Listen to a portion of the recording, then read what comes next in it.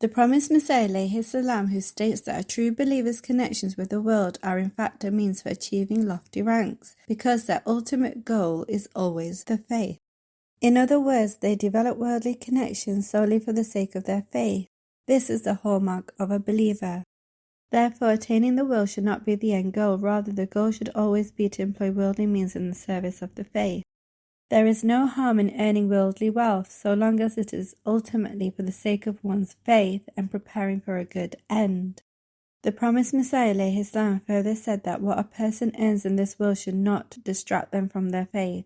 Instead, it should help and strengthen their service to the faith.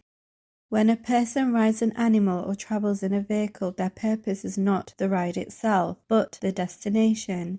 In the same way, one should view the world and what they gain from it. God teaches the following prayer in the Holy Quran: Our Lord, grant us good in this world as well as good in the world to come, and protect us from the torment of the fire. Chapter 2, verse 202.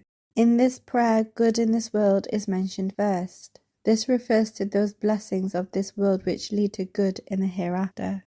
If a person becomes fully absorbed in the world, they cannot achieve success in the hereafter. This prayer teaches the mindset we should have when seeking worldly things, that we do so in a way that leads to success in the hereafter. He also explained that what a person earns should not be for themselves alone, but should benefit their family, society, and humanity. Wealth should never become a cause of harm or hardship for those around us.